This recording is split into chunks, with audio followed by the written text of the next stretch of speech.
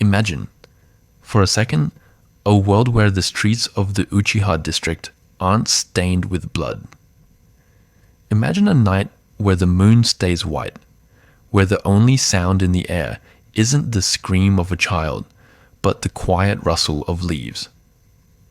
We all know the tragedy of Itachi Uchiha. We've seen that night on repeat, the tears, the blade, the impossible burden of a brother who chose his village over his blood. But what if Itachi stayed his hand?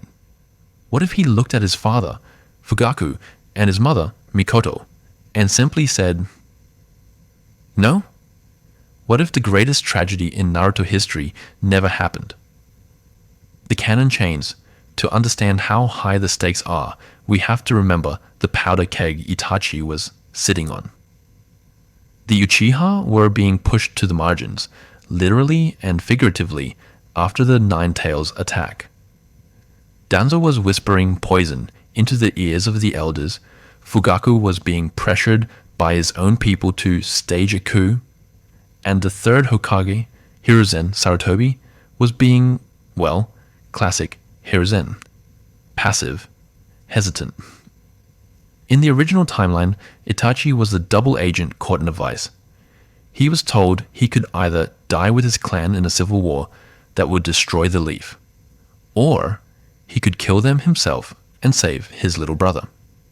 He chose the latter. He became a monster to preserve a lie. But today, we're breaking that cycle. The divergence. The eyes of Shisui. The turning point has to be Shisui. In the canon, Shisui Uchiha is the only person Itachi truly trusts, but Danzo steals Shisui's eye, leading to Shisui's suicide. That was the moment the piece died. In our timeline, Shisui doesn't fall for the trap. Maybe he's a second faster. Maybe Itachi is already there, lurking in the shadows. When Danzo reaches for Shisui's eye, Itachi intervenes. They don't just retreat. They realize the village elders are compromised. Instead of going back to their clan to plan a war, or back to the Hokage to beg for peace, Shisui and Itachi do the unthinkable. They go to Fugaku. Itachi reveals everything. He shows his father the evidence of Danzo's treachery. He proves that the village isn't just anti-Uchiha, but that a shadow government is actively engineering their demise. Faced with the reality that his sons are being manipulated into becoming kinslayers, Fugaku's pride shifts from coup to survival. The political powder keg. If the massacre doesn't happen, Konoha doesn't just stay peaceful. It enters a cold war. Think about it. You have the strongest clan in the village now fully aware that the Foundation, Danzo's secret police, tried to assassinate their brightest stars. Fugaku doesn't launch a midnight raid. He demands a trial. He demands a seat on the High Council. The village would be split down the middle. On one side, you have the Uchiha, supported by the younger shinobi, who idolize Shisui and Itachi. On the other, you have the old guard, terrified of the Sharingan. Danzo wouldn't just sit back. He'd try to frame the Uchiha for a staged attack. But here's the kicker. Itachi is a genius. With Shisui alive, they become the village's internal investigators. They expose the Foundation. Hiruzen is finally forced to act, stripping Danzo of his power. But this creates a vacuum. If the Uchiha aren't the villains, they are the heroes who saved the leaf from its own shadow. Fugaku Uchiha doesn't just stay a police chief. He becomes a candidate for the Fifth Hokage. Imagine that. A leaf village where the Uchiha aren't the outcasts, but the administrators. Sasuke, the prince of the Uchiha. Now, let's talk about the person this changes the most. Sasuke. In our world, Sasuke is a happy kid. He grows up with a brother who actually hugs him. He grows up with a father who tells him, "I'm proud of you," without the caveat of, "But you're not Itachi." Does he still join Team 7? Probably. But his dynamic with Naruto changes entirely. In the canon, they were bonded by loneliness. Here, Sasuke isn't lonely. He's the prince of the leaf. He's popular, he's talented, and he's kind of an arrogant jerk, but in a healthy way. The rivalry with Naruto becomes more like the one between Hashirama and Madara, but without the bitterness. Naruto is the underdog chasing the boy who has everything. But there's a dark side. Without the trauma of the massacre, Sasuke never wakes up his Mangekyo Sharingan early. He doesn't have that hate that fueled his rapid growth. He's powerful, sure, but he lacks that desperate, jagged edge. And when Orochimaru comes knocking during the Chunin exams, Sasuke has no reason to leave. He has a clan to protect him. He has Itachi to train him. Orochimaru gets absolutely dismantled by a protective older brother Itachi the moment he tries to put a curse mark on Sasuke. The Akatsuki and the ripple effect.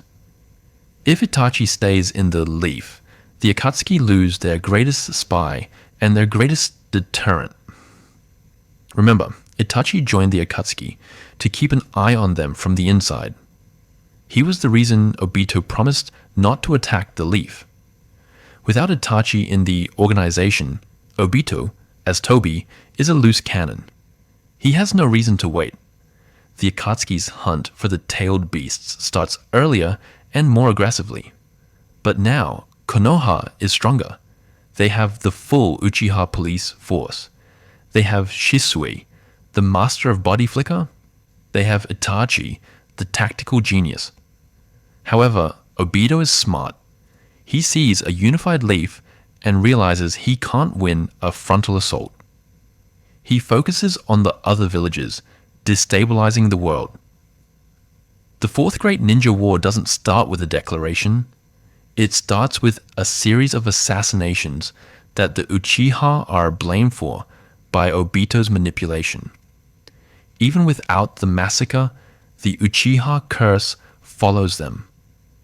The world fears their eyes. The climax, the Battle of the Brothers, fast forward to the era of Shippuden. The Akatsuki launch a full-scale invasion of Konoha, led by Pain. But this isn't the Konoha we saw. Imagine Pain's almighty push being met not by a lonely Naruto, but by a coordinated defense. The climax of this timeline is an epic cinematic showdown. It's the Uchiha brothers, back to back. No more secrets, no more lies. Itachi and Sasuke, both wielding the Susanoo. Picture it. Sasuke has finally reached his brother's level through hard work rather than trauma. As Pain's 6 paths descend upon the village, they aren't just fighting a Jinchuriki. They are fighting a clan that has perfected the art of war. Itachi's Crimson Susanoo and Sasuke's Purple Susanoo standing side by side, acting as the ultimate shield for the leaf. In this moment, the prophecy of the child of the prophecy shifts. It's not just about Naruto, it's about the reconciliation of the Uchiha with the will of fire. When Obito eventually reveals himself, he doesn't find a broken, vengeful Sasuke he can manipulate. He finds a Sasuke who is the embodiment of everything Obito lost: love, family, and a home. The final reflection. So, we have to ask the hard question. Was the massacre inevitable? If Itachi hadn't pulled the trigger, would the Uchiha have eventually started a war that destroyed the world? Was Danzo right? I don't think so. The tragedy of the Uchiha wasn't that they were evil. It's that they were a family that loved too much, pushed into a corner by a system that was too afraid to trust them. In a world where Itachi chooses his family, the Leaf Village becomes a superpower. But it also becomes a place of tension. Peace isn't easy. It's messy. It requires constant negotiation. But as we see Sasuke and Itachi standing on top of the Hokage Great Stone, watching the sunset together, you realize that the mess of a living family is infinitely better than the silence of a dead one.